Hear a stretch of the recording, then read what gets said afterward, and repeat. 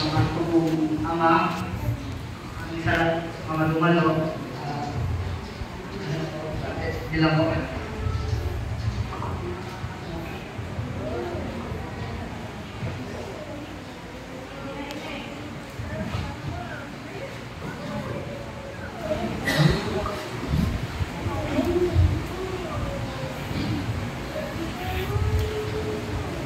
Muli po ako nagpapasalamat po sa lahat sa tumalo. Alam po natin na ito na po yung natin. Hindi natin makikita sa kanya dito sa lupa. Sa makikita kita po tayo sa lahat. Maraming salamat po.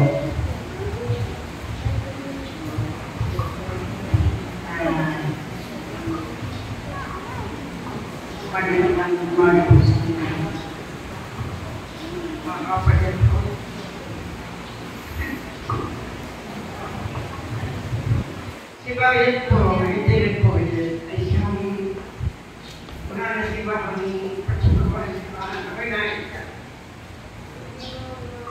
Siya ang nag-estimate dito na naturo.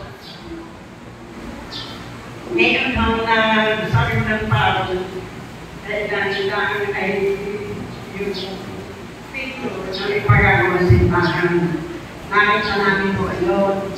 Naipagpatuloy ko. Ngayon, kami mga BLC, naipatuloy ko namin yun. Ipagawa namin yung picture ng simbahan. Eh po, hindi ko muna na siya makita dahil kabisihan ko ng sa simbahan gawin sa Parawet gawin ng dito.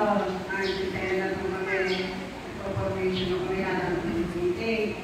Hindi ko siya makita, hindi ko naipapakita, hindi ko pa siya naipapakita yung picture ng simbahan.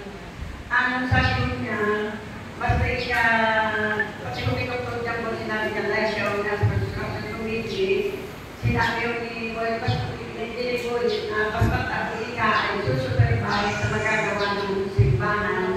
Ako ika free na, ako ika free ang pagsiservisyo ko dito sa simbahan. Kaya lang ika tutulungan ng mga BSP na mag-ilista ng mga trabahador para sa araw-araw na sa probinsya. Kaya ako ang papalitaan ko ilagay yung nabay.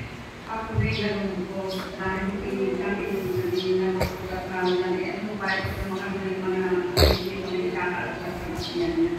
Hindi ko na ipakita sa kanya yung tawagin para sa ng simbahan. Sana mo naman meron kong mayroon din katulad ni Boyet na magsasakripisyo para sa pagpapagawa ng simbahan ito. Pinaprogramme namin hanggang po.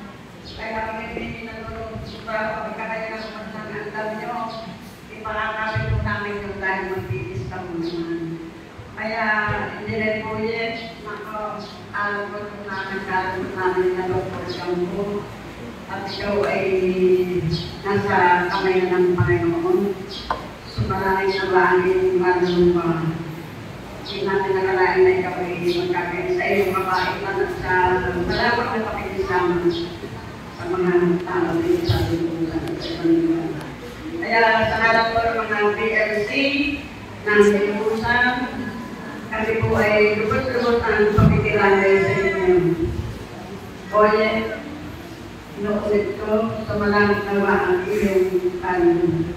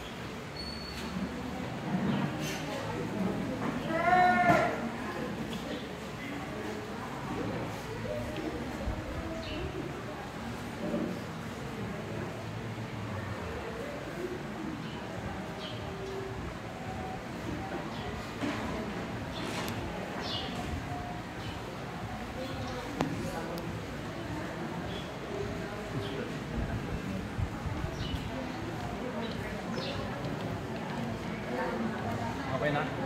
Okay na?